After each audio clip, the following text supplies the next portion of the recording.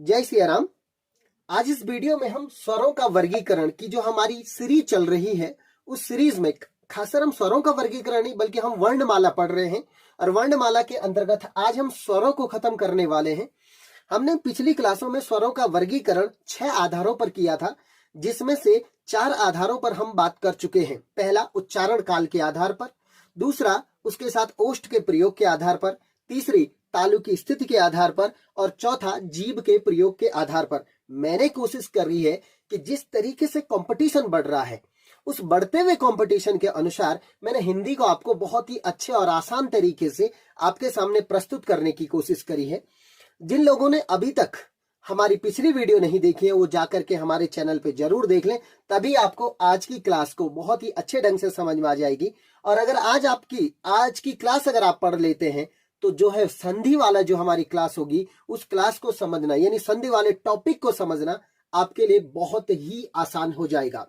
और जो हमारे जो 2 वर्गीकरण आज के लिए जो बचे हुए हैं वो वर्गीकरण है नंबर एक जो वर्गीकरण है वो है, ध्यान से सुने, अनुनासिकता के आधार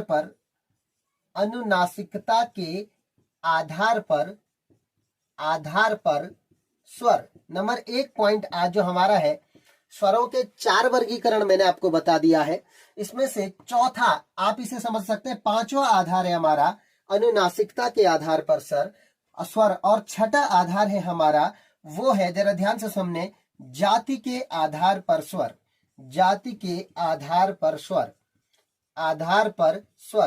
आपको बता दूं जाति के आधार पर स्वर जो है वो कई बार प्रश्नों में पूछे जाते हैं। कई बार ऐसा नहीं पूछा जाता जाति के आधार पर स्वर कितने होते हैं, कई बार पूछा जाता है इनमें से कौन सजातीय स्वर है और इनमें से कौन विजातीय स्वर है। कई बार आप विजातीय स्वरों को संयुक्त स्वर भी नाम दे देते हैं। कई बार जो है इस तरीके के भी प्रश्न आते हैं। इससे पहले मैं क्लास में आगे बढ़ूं, अगर आपने अभी तक मेरे चैनल को सब्सक्राइब नहीं किया है तो सब्सक्राइब कीजिए और बेल आइकन को दबाना बिल्कुल भी ना भूलें, क्योंकि जो भी हम वीडियोस नए डालते हैं उनसे रिलेटेड जो है आपके पास नोटिफिकेशन आ जाएगा। आपको एक सूचना देना चाहता हूं, मैं बहुत ही जल्द अपने चैनल पर फिजिकल ज्योग्राफी तथा पॉलिटिकल साइंस की कंटिन्यूअस क्लासें चलाने वाला हूं और आप लोग जो है जाकर के उन वीडियोस को भी उतना ही सपोर्ट करें जितना कि आप हिंदी के वीडियोस को सपोर्ट कर रहे हैं। ठीक है, हम आगे बढ़ते हैं। मैंने कहा अनुनासिकता के आधार पर स्वर। मैं हर बार कोशिश करता हूं कि जब भी मैं आपको स्वर पढ़ाऊं ऊपर आपके पास में वर्णमाला आपके सामने लिख लेता हूं, और वर्णमाला को जब मैं लिखता हूं तो फिर आपको खासकर मैं स्वरों को लिख लेता हूं और उन स्वरों को जो है हम विभाजित करते हैं अलग अलग आधारों पर। देखिए जरा, मैं आज जो है आपको फिर यहाँ पे स्वर लिखाने जा रहा हूं। अ, आ,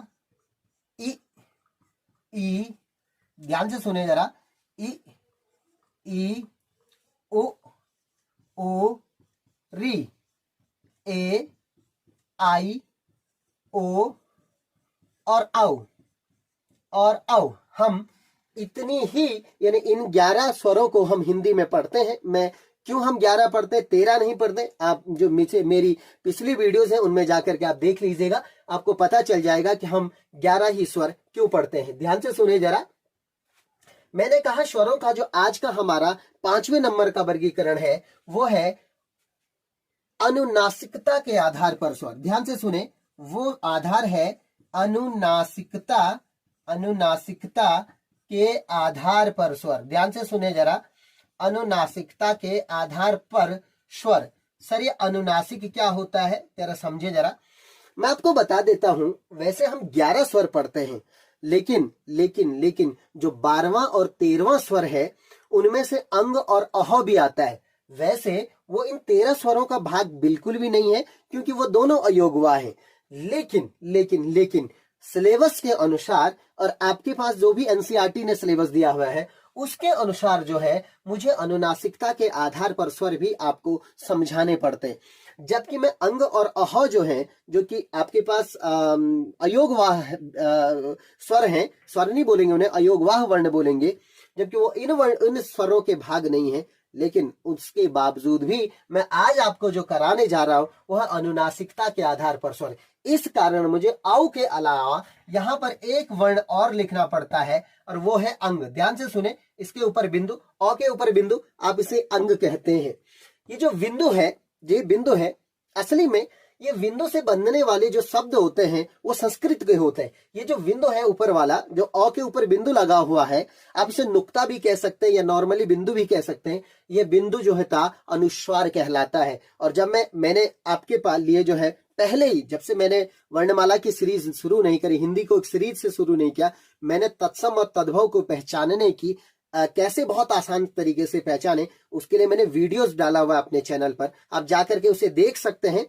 तो वहां पे मैंने बताया था कि जो है अनुस्वार से बने हुए शब्द जितने भी होंगे वो तत्सम होंगे, जबकि जो है वो अनुनासिक से बने हुए शब्द वो तद्भव होंगे। ध्यान से सुने सर, ये अनुस्वार क्या होता है और अनुनासिक क्या होता है, ये दो अलग अलग बातें हो जाती हैं। ध्यान से सुने, मैंने कहा औ के ऊपर जो बिंदु लगा हुआ है आप इसे संस्कृत में अनुस्वार कहते हैं। ध्यान से सुने, अनुस्वार कहते हैं, अनुस्वार।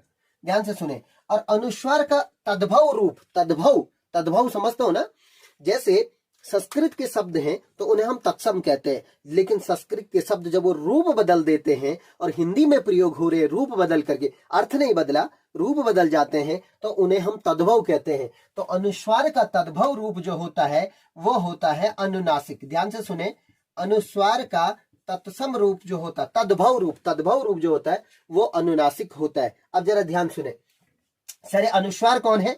मैंने कहा अनुस्वार तो ये अंग है, ये ऊपर का बिंदु है। सर ये अनुनासिक जाकर के कैसे हो जाता है? ध्यान से सुने, जब आप इसको, केवल मैं इस चिन्ह की बात कर लेता हूं, ये मैंने नीचे अ वर्ण लिखा और आप इसको ऐसे ऐसे, ये अर्ध चांद, आप इसे अर्ध चंद्राकार कहते हैं, तो ये हमारा जो अर्ध चंद्र बिंदु है यही अनुस्वार का तद्भव रूप है। ध्यान से सुने, अनुस्वार का तद्भव रूप यही चंद्र बिंदु है। इस वजह से जो अनुनासिक वर्ण होते हैं उनमें चंद्र बिंदु का प्रयोग होता है। इसलिए जितने भी मैंने उस वीडियो में भी आपको बताया है, चंद्र बिंदु से बने हुए सभी शब्द तद्भव होंगे, जबकि अनुस्वार से बने हुए अधिकतर शब्द तत्सम होंगे। इस वजह से इस तत्सम अनुस्वार का तद्भव रूप ये चंद्र बिंदु वाला तद्भव बन जाता है। आपको समझ में आएगा सर? अब आपको, हमें तो समझ में आ गया सर अनुस्वार। अब बताइए जरा कि अनुनासिकता के आधार पर स्वर कितने होते हैं? तो अनुनासिकता के आधार पर स्वर दो प्रकार के होते हैं। ध्यान से सुने जरा, अनुनासिकता के आधार पर जो स्वर होते हैं वो दो प्रकार के होते हैं। पहला जो आधार है, ध्यान से सुने, पहला जो आधार है वो है अनुनासिक, अनुनासिक। ध्यान से सुने, पहला जो अनुनासिकता के आधार पर स्वर होते हैं वो है अनुनासिक स्वर, और दूसरे जो होते हैं वो होते हैं निर्नुनासिक। ध्यान से सुने, निर्नुनासिक स्वर, नुनासिक। तो पहला आधार मैंने कहा कि अनुनासिक स्वर और दूसरा है निर्नुनासिक स्वर। ठीक हो गया सर? निर्मन नहीं, पहले तो ये समझ ले, जैसे हिंदी में कई ऐसे शब्द होते हैं जिनके आगे हम निर लगा लेते हैं तो वो उसका अपोजिट कर देता है, इसलिए निर्नुनासिक और अनुनासिक स्वर। अब जरा सा ध्यान दें, मैं एक नॉर्मल बताऊंगा फिर दूसरे तरीके से भी आपको समझाने। अनुनासिक क्या था? अभी मैंने बताया अनुस्वार का तद्भव रूप है ना, मतलब अ, आ, ई, इनके ऊपर अगर आप चंद्र बिंदु लगा लेते हैं, ये देखो, ये अगर आप चंद्र बिंदु लगा लेते हैं, जो भी शब्द पीछे बनते हैं, ई के ऊपर चंद्र बिंदु ऐसे लगता है, ये पीछे बिंदु लग जाएगा, ओ के ऊपर चंद्र बिंदु आप लगा लेते हैं तो ये हो गए अनुनासिक। जब आप चंद्र बिंदु लगा लेते हैं तो ये तो हो गए अनुनासिक, और जब आप चंद्र बिंदु नहीं लगाते हैं तो उन्हें कहते हैं निर्नुनासिक। ध्यान से सुने, जब आप चंद्र बिंदु लगा लेते हैं तो उन्हें कहते हैं अनुनासिक, और जब आप चंद्र बिंदु नहीं लगाते हैं तो उन्हें कहते हैं निर्नुनासिक। ध्यान से सुने सर, अब चंद्र बिंदु लगाने से क्या हो जाएगा? ध्यान से सुने जरा, चंद्र बिंदु लगाने से बात हो जाती है कि अगर आप नॉर्मल स्वरों का प्रयोग करें, नॉर्मल स्वरों का प्रयोग, तो देखेंगे आपकी नाक के रास्ते उनका प्रयोग नहीं होता है। अब नाक पकड़ लो तो भी स्वरों को बोलो, कोई प्रॉब्लम नहीं है। ध्यान से सुने, इसका मतलब और सुने, पहले इसका मतलब बाद में बता दो, पहले जरा ध्यान से सुने। और अनुनासिक स्वर जितने भी होते हैं आप इनका प्रयोग करोगे तो इनके उच्चारण में नाक का भी प्रयोग होता है। मतलब अब समझा रहा हूं, समझे कि जिन स्वरों के उच्चारण में मुख के साथ नाक से भी प्राणवायु बाहर निकले उन्हें कहते हैं अनुनासिक, यानी मुख का प्रयोग हो रहा है और नाक का भी प्रयोग हो रहा है। तो जिन स्वरों के उच्चारण में किसका मुख के साथ साथ नाक से भी प्राणवायु बाहर निकले, मुख का भी प्रयोग हो नाक का भी प्रयोग हो, ऐसे स्वरों को हम कहते हैं अनुनासिक स्वर। और जिनके उच्चारण में केवल मुख का प्रयोग हो नाक का प्रयोग हो, केवल मुख से प्राणवायु बाहर निकले नाक से न निकले, जिसका हम उच्चारण कर रहे हैं, तो ऐसे स्वरों को हम कहते हैं निरनुनासिक स्वर। ये स्वर कोई अलग से नहीं होते हैं, जो हमारे 11 के 11 स्वर हैं उन्हीं स्वरों को हम जो है अनुनासिक बना सकते हैं। आपको ये बात समझ में आ गई होगी। तो मैंने कहा कि स्वरों का वर्गीकरण का जो हमारा कौन सा आधार था, पांचवा आधार अनुनासिकता के आधार पर स्वर था। वो थे 2 प्रकार के स्वर, एक होता अनुनासिक स्वर और दूसरा होता निरनुनासिक स्वर। समझ में आई बात? ठीक है। जो छठे नंबर का आधार है वो है जाति के आधार पर स्वर। ध्यान से सुने, जाति के आधार पर स्वर, जाति के आधार पर स्वर।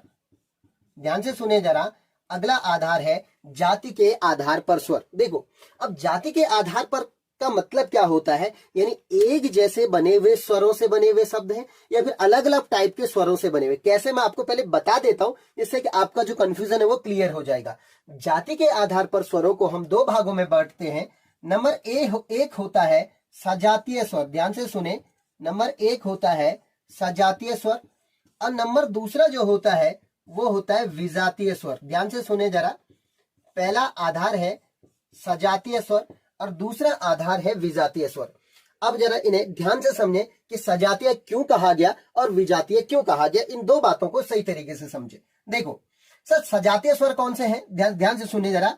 एक जैसे स्वरों से बने हुए स्वर, क्योंकि स्वर ही है इसलिए यही बोलना पड़ेगा, एक जैसे स्वरों से मिलकर बने हुए स्वरों को हम सजातीय स्वर कहते हैं। सर कैसे, ये कौन है सजातीय स्वर, पहले मैं लिख लेता हूं। जैसे है आ सजातीय स्वर है, ई बड़ी वाली सजातीय स्वर है। ध्यान से सुनिए जरा, ई बड़ी वाली जो है वो सजातीय स्वर है और ऊ बड़ा वाला जो है वो सजातीय स्वर है। ये सजातीय क्यों बोला गया इन्हें, मैं आपको आगे प्रूफ कर देता हूं। ध्यान से सुने जरा। देखो, आ कैसे बना, अ प्लस अ मिलके आ का निर्माण हुआ। मैं यहाँ पे इक्वल टू लिख लेता हूं जिसको आप समझ में आए। अ प्लस अ मिलके आ का निर्माण हुआ। एक जैसी जाति का स्वर है, इसे आप सजातीय कहेंगे। कई बार अ को भी सजातीय दे देते हैं, क्योंकि ये इसी से, वैसे मूल रूप से सजातीय यही है, आ ई और ऊ, ठीक है ना। कई बार अ को सजातीय दे दो तो चल जाएगा, नहीं तो वैसे सजातीय यही है। ध्यान से सुने।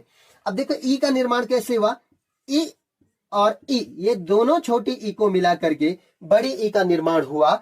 एक जैसी जाति के स्वर हैं, बड़ी ई बनी है, इसलिए इसे सजातीय स्वर कहते हैं। अब ये ऊ क्या है सर, ध्यान से सुने, ऊ और ऊ दोनों छोटे ऊ मिलकर के बड़े ऊ का निर्माण करते हैं। ये दोनों एक जैसे जाति के, इसलिए सजातीय हो गए।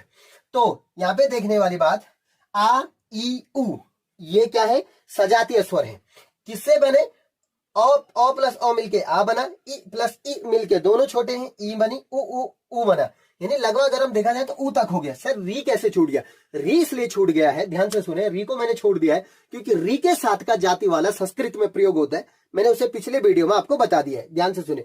अब हमारे पास जो बचे हुए स्वर हैं उन्हें विजातीय कहते हैं। कौन है बचे हुए, ए आई ओ औ। ध्यान से सुने जरा, वो विजातीय स्वर है। कौन से हैं, ए आई ओ औ, ये विजातीय स्वर है। ध्यान से सुने।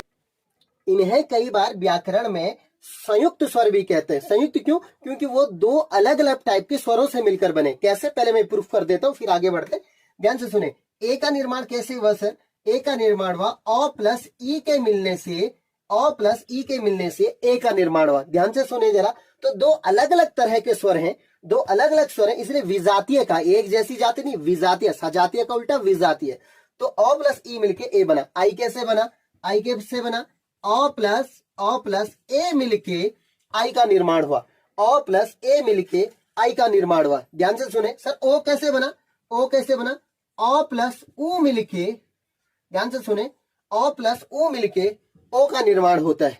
सर एक बात बताओ, औ कैसे बनेगा, अ प्लस, ध्यान से सुने, अ प्लस ओ मिलके, अ प्लस ओ मिलके औ का निर्माण होता है। कई बार लोग कहते हैं कि जो है विजातीय कौन है, तो हमने आपको पास लिस्ट दे दी है।